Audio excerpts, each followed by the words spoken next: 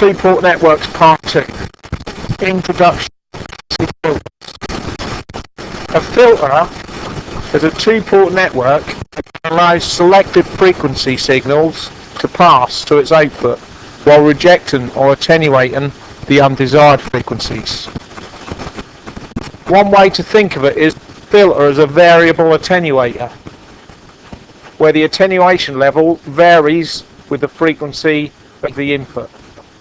So what we looked at last week was a fixed attenuation level attenuator, where it doesn't matter what frequency the signal is, it's only got resistors as components. So if it's a 12 dB attenuator, it will be a 12 dB attenuator for all frequencies. Yeah. What we're looking at this week is how we can make a filter that decides what frequencies to allow to pass through and what frequencies to attenuate or reject. Yeah.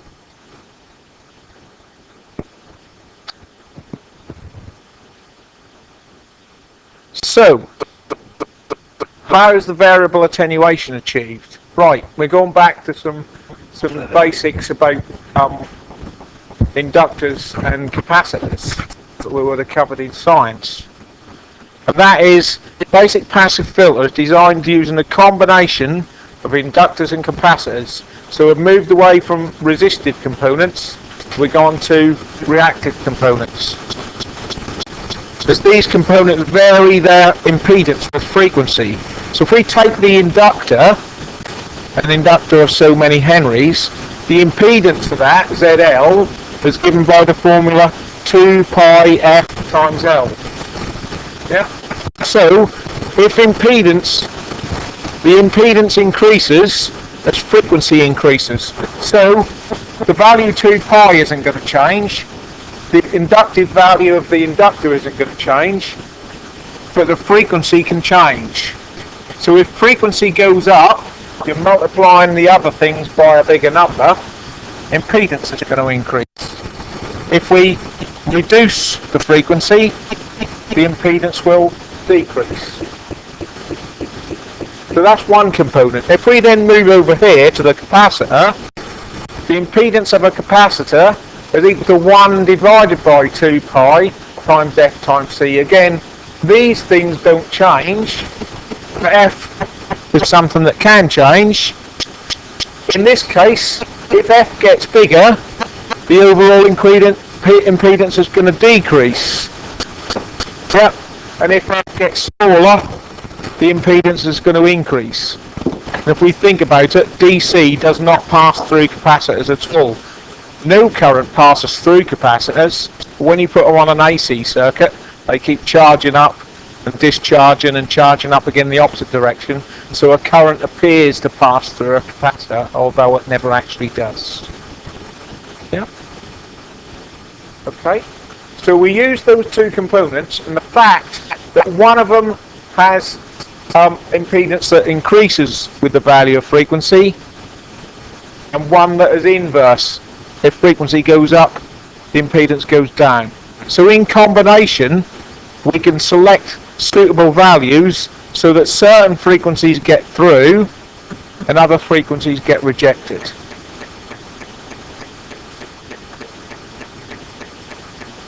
Rejected is probably the wrong word, but attenuated, shorted down to common, if you like. Okay, now, low-pass filter. A low-pass filter is one designed to allow frequencies below a chosen design frequency, called the cutoff frequency, or FC, to pass while rejecting the frequencies above FC. So if we look at this graph here, we've got frequency on the x-axis, okay, and the output voltage on the y-axis there, and the cutoff frequency is here, FC,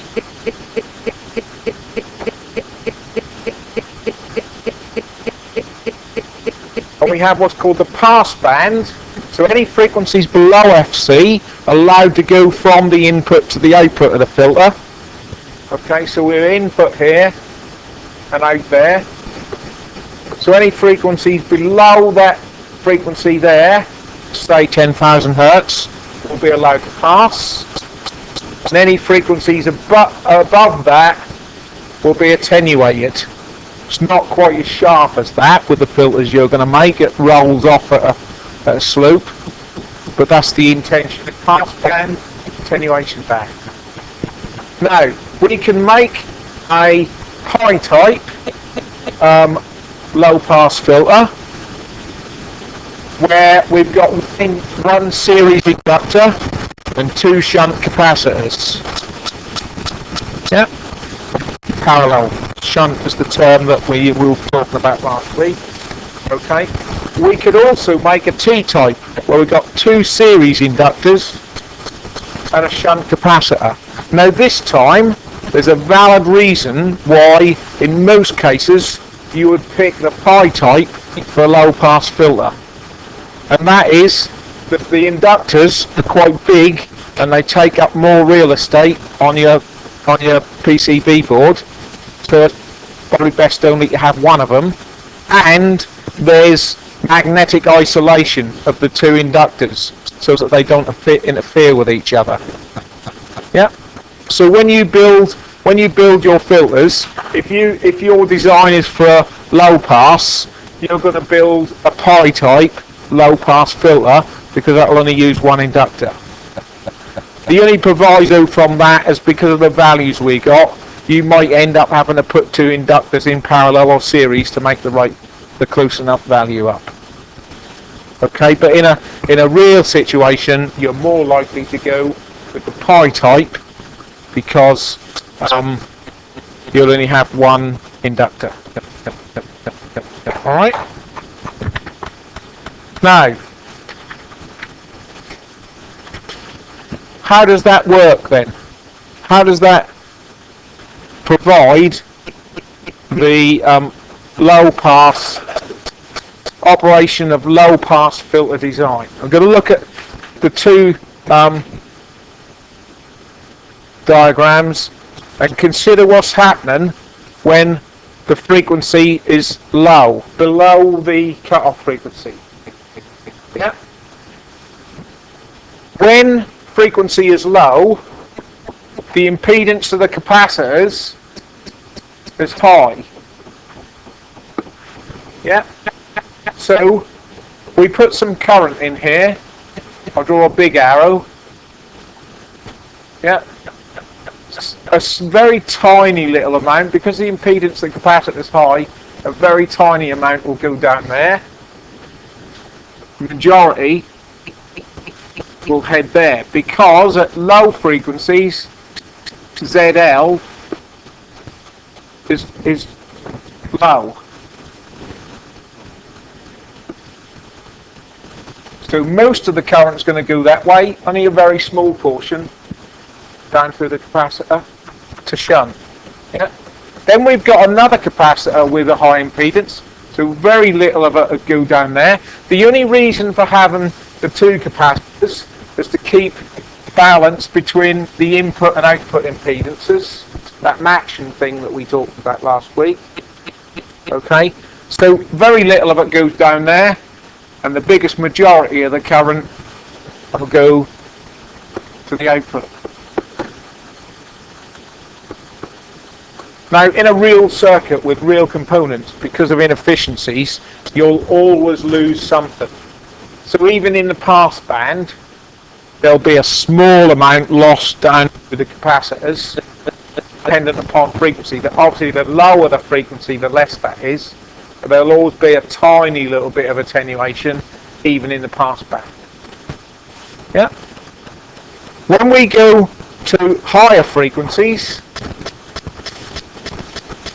ZC is relatively low, yeah, and ZL relatively high. Yeah. So what happens then? We put our input current in, and only a small amount goes through the inductor because that's high impedance. The biggest majority of it shunts down through the capacitor there. Yeah, and then of this small amount that passes through the inductor, very tiny little amount will go out to the output. The biggest majority of it will shunt down through the second capacitor. And so we'll put a big current in, and we get a very small current out. Yep. So that very small current through the load will mean you measure a very small voltage across the load. A high frequency and a high almost input voltage across the load when you're in the pass band. And there's formulas and some software we're going to use that will calculate the values of the components to get that cut-off frequency from the last slide, this cut-off frequency in the place that you want it. Yeah. Okay.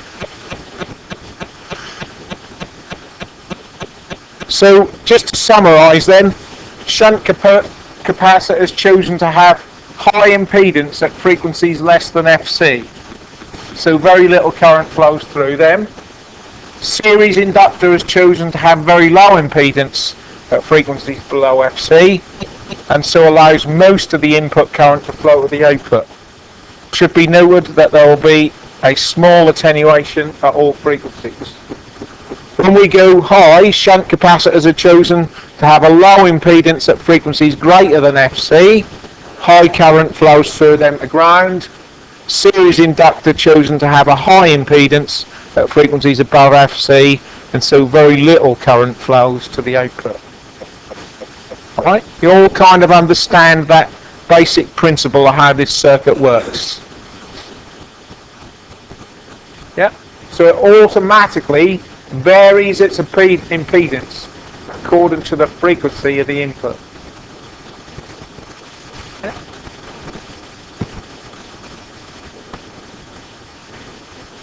For low pass T, so if you did make a low pass T, shunt capacitor chosen to have high impedance at frequencies less than FC. So this is high. These are low Z. And therefore, most of the input current will carry on through there. Very little, if any, down through the capacitor. Yeah.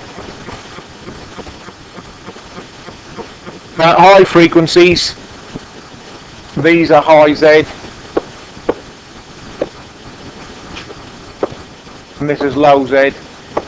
So most of what gets some of the input current will be blocked by the high impedance inductor, and then most of what gets through will go down here with a very small amount, again being blocked by the second high impedance inductor, and therefore very little will go to the output. Yeah.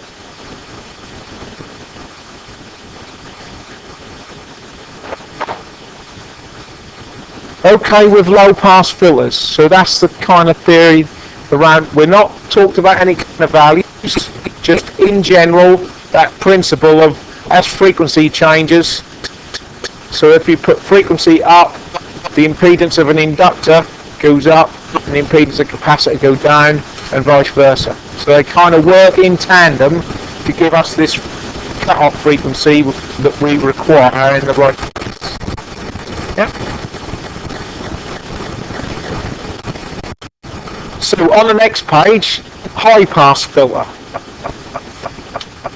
High-pass filter is one designed to allow frequencies above a chosen design frequency. So again, they're chosen FC. Frequencies above the FC to pass, but will reject or attenuate those below.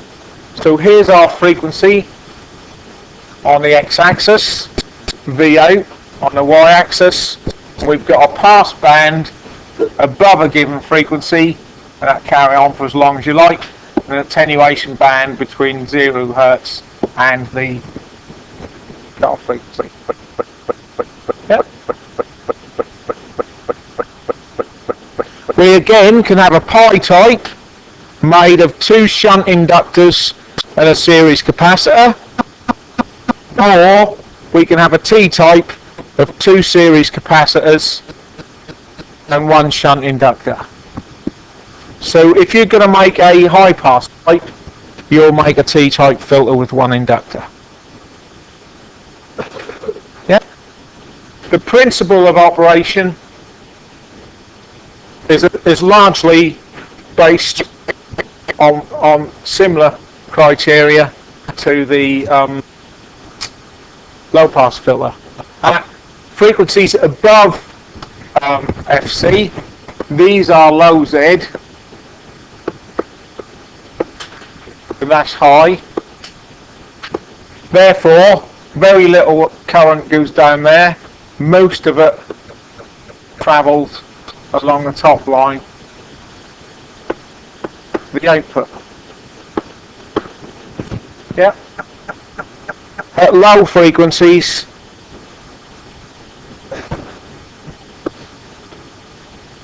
high Z, low Z. So most of the current that goes in will be first blocked by that capacitor, blocked by that one, and therefore most of it will shunt down through the low impedance inductor.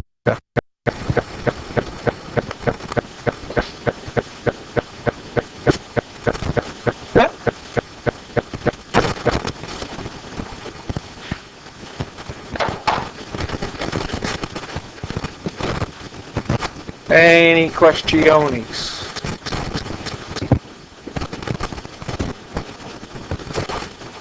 Good.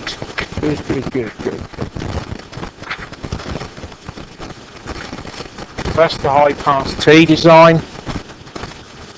I won't worry too much about the high pass high design, but the principles are the same. The capacitors are going to vary their impedance and the inductors vary their impedance. You're not going to build that.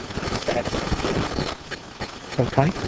Now, also for completeness, because you're going to build either a low pass or a high pass, but you can also have other filter types. Namely, you can have a band pass filter, so that's got 2 cutoff frequencies, 1 low one and 1 high one, and it allows the frequencies between those 2 cutoff frequencies to pass and rejects everything else.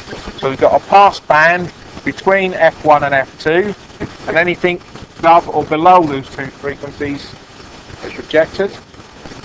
If you look at it, it's like 2 filters, in part of it's in parallel and the other part's in series. Yeah. So you've got a T type with 2 series inductors and a shunt capacitor, but then you've got 2 series capacitors and a shunt inductor. They work in tandem to give you a high and a low frequency cutoff. So it's like a high and a low pass filter in tandem. Yeah. And then over here, this is what's called a band stop filter. So again, it's got 2 cutoff frequencies, and it rejects the frequencies between F1 and F2, and allows everything below F1 and everything above F2 to pass. And again, that's 2 T-type filters working in tandem. There's a high and a low pass filter working in tandem. Alright? Again, you're not going to build one of them. That's for completeness of the notes, so that you are aware. Okay? Now, I've already briefly mentioned that on these filters, where we talk about this this frequency versus I'm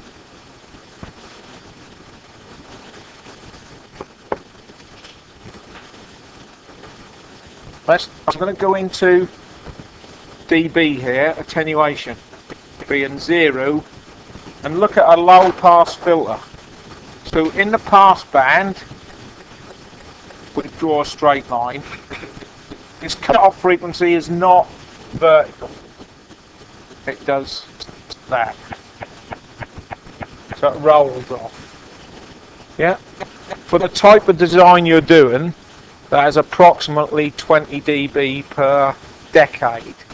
So multiple of 10 on the frequency. And on these plot, this is called a Bode plot, by the way, and this scale is logarithmic. So if that's 10 hertz, that's 100, 1000, 10k, and so on. Yep.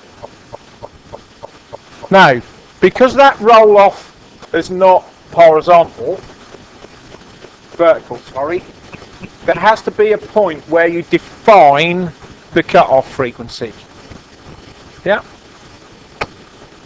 So, the rate at which cutoff frequency is designed is where P out of a P in, so the amount of output you're getting out of the thing in power is half what you're putting in. That's the definition. So where the power is fell by a half. And I'll give you an industry example of where that is used from my experience in a minute. Okay. If you do attenuation on P out of a P in, so 10 log of 0.5, you get minus 3.01 dB. Or where V out of a V in is equal to 1 over root 2. 1 over root 2 is approximately 0.7.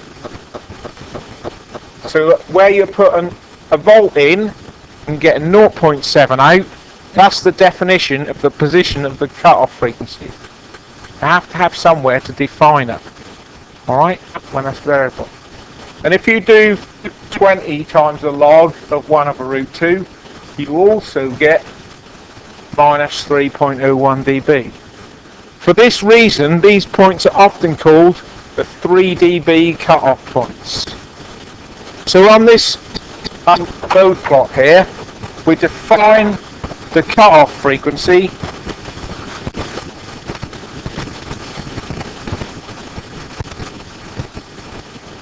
there as where that is minus 3 dB.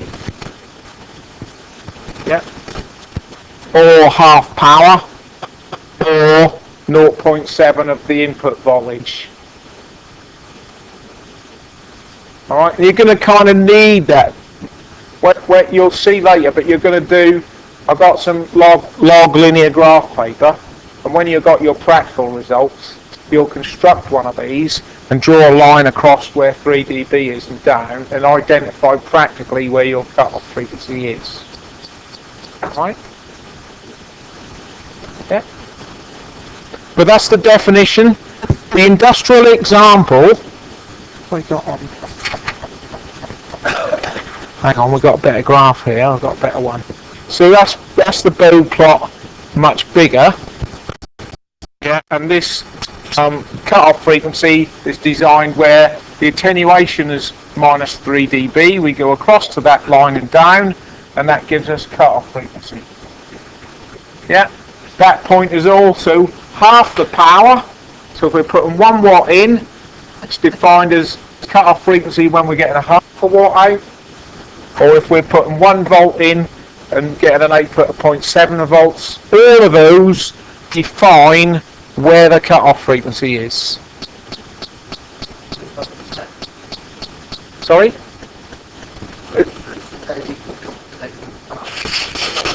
They'll always equal, but there's different ways of calculating them. Because the voltage attenuation is 20 times the log of V in, and the power is 10 times the log. But they both give the same result. Yeah, that's what I mean. Just depending on what quantity you're using to define it. Oh, okay. When you do your practicals, you're going to be measuring the input voltage and the output voltage. So you'd be looking for the point where you're putting 1 volt in, say, and get 0.7 of a volt out, and that'll be you as accurately as you can finding your cut-off point. Alright? Because you'll do experiments to find this attenuation value over a range of frequencies, yeah, and then you'll find roughly where minus 3 dB is, draw a line across and down, and you'll be able to get your cut-off frequency. It won't be what you designed it for, tolerances, etc. Yeah, alright? So there's only, guys, it's only quite a simple filter design. Alright? Remember that's going as well, we've got a real hubbub going on here. Alright?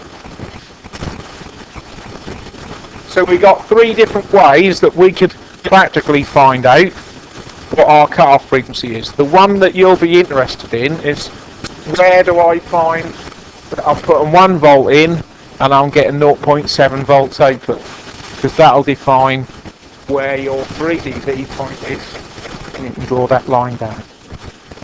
Okay, but this will be a logarithmic scale, and that'll be a linear scale.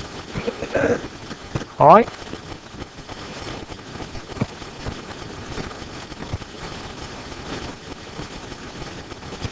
So, before we do filter design calculations, this practical application, yeah?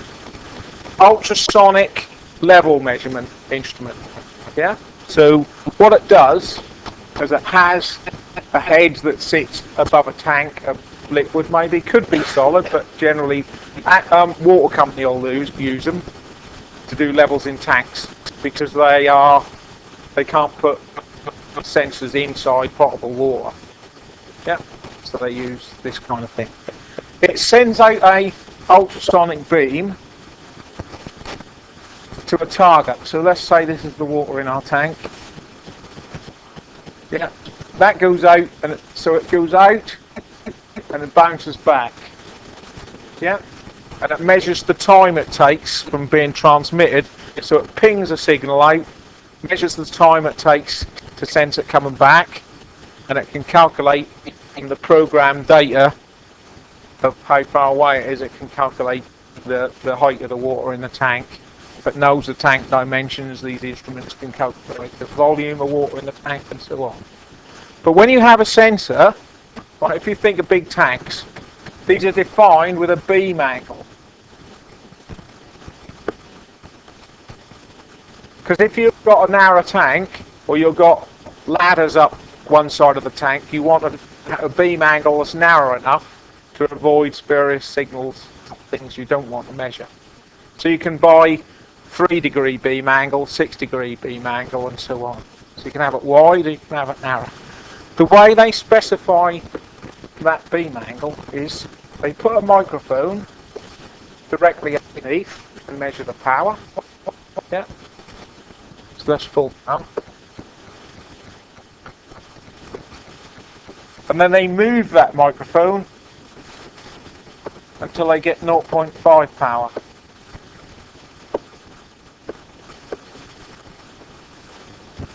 Remember 0.5 output? That's where we define the 3 dB cut-off point. So that is how they define what they mean by the beam angle being 6 degrees, 3 degrees, 4.5 degrees, or whatever it is. Yeah? So when they hit that angle in there is the beam angle. For example, 3 degrees. Yeah?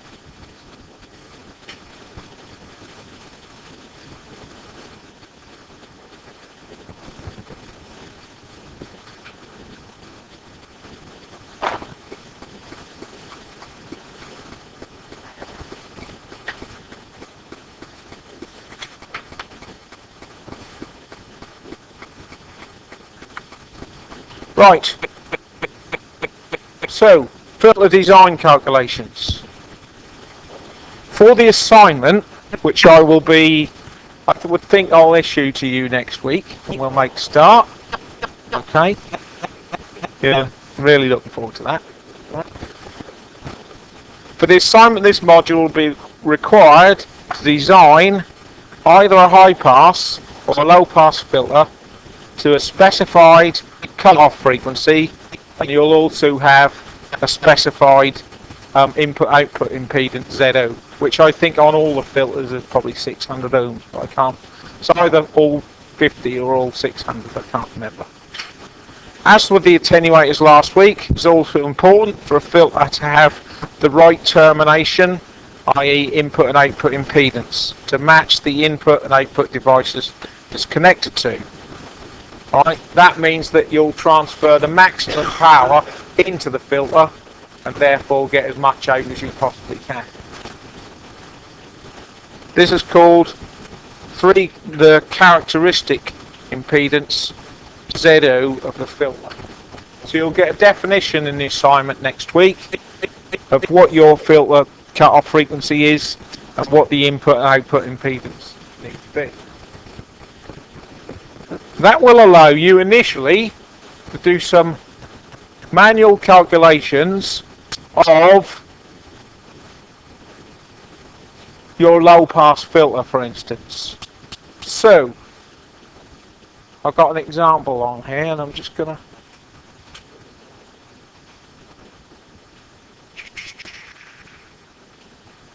I've got some figures on here, but I haven't written down. Ah, yes I have. Have I got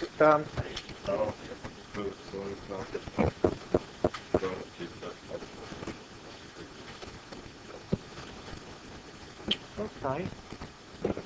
I thought I'd done one in here. Yeah, I have got some.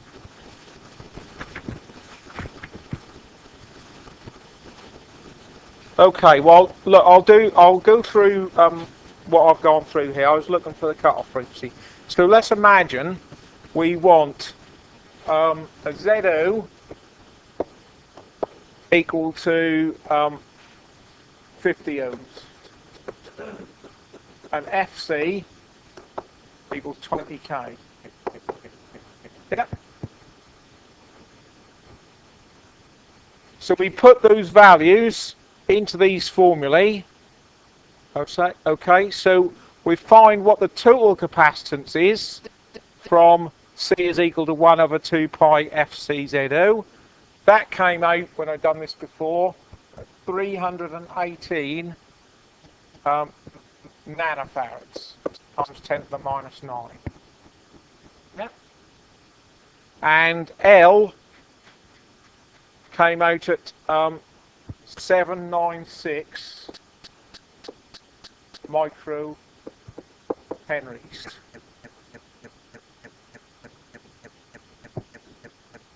Yeah. Now, in a pi type design, you've got, so that would be 796 micro henries. What you have to remember is capacitors in parallel have the overall add together. Yeah. So you've got to put half of the total in either side. So this would need to be 159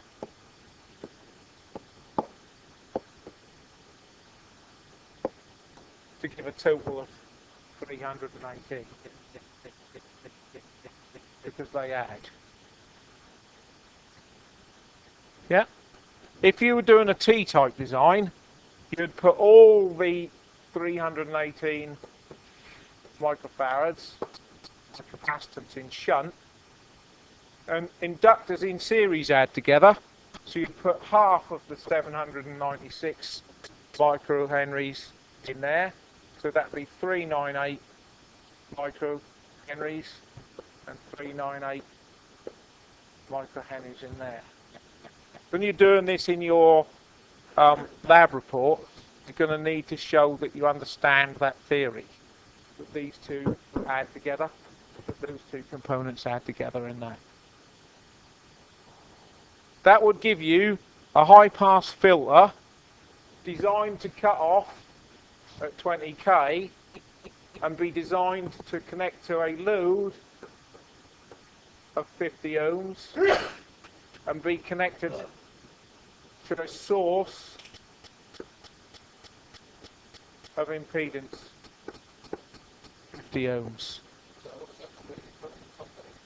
Which one? This 159. It's half of the overall capacitance, Dan, yeah?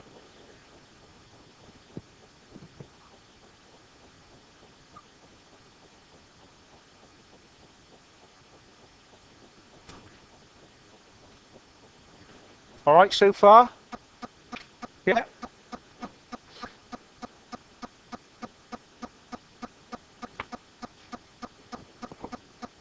Right. If we then look at the high-pass filter design, slightly different formulae. Okay. And again, if we go 50 ohm, 20k, and we put those into those formulas, I got 79.6 nanofarads total capacitance. Yep. And inductance 199 microhenries. Let's say 200 for argument's sake. All right. Now, inductors in parallel. So if you put two 10s in parallel, you get a 5. Actually, that has the effect of halving the inductance. Therefore, you have to put 2 times the total inductance in shunt, in each shunt position. So you'd need 400 microhenries either side, and all the capacitance nanofarads as well.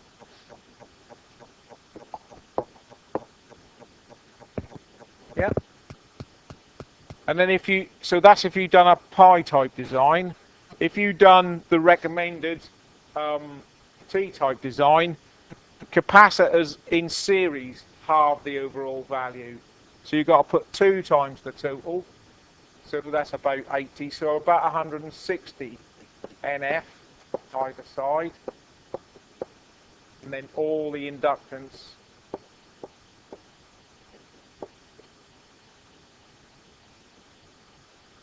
in shunt. Yeah.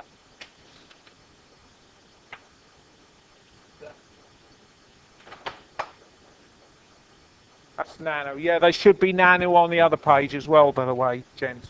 I think that the total was nano on it. So these should be NF.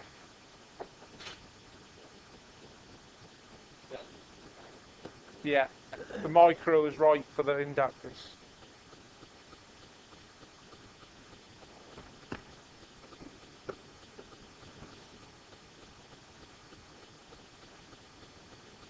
Alright, sorry about that. You're used to me making these so far, aren't you? Okay, so that's, you can see how the values for the low pass filter with 20k cutoff are completely different to the values for the high pass filter with 20k cutoff. Yeah. All right. Now, what we're going to do then? Yeah, cost can, Dan. Yeah. Oh. Right. What we're going to do now? Oh, can't. Oh, hang on. At this point, I would normally get you to do calculations for this T-type high-pass filter with a cut-off frequency of 40 kilohertz and a characteristic impedance of 600 ohms. Yeah. So I want you to do those calculations now. Yeah. And get some component values. Sketch the circuit out. Okay. Put the component values on it. What I would normally do then is, together we check using, we're going to use a piece of software that you guys can download from the internet called Elsie. Right, it's made by a company called Tunny software, T-O-N-N-E software. You're going to use that to check your filter design calculations. So you're going to do them by hand. You're going to do this as a bit of a practice one. Hopefully next week we can have a machine somewhere here with the LT software on, and I'll run through how that works before you use it for your filter designs for the assignment. Okay, so some calculations to find out what component values you've got. Once we've got some values, I'll then talk to you about preferred values.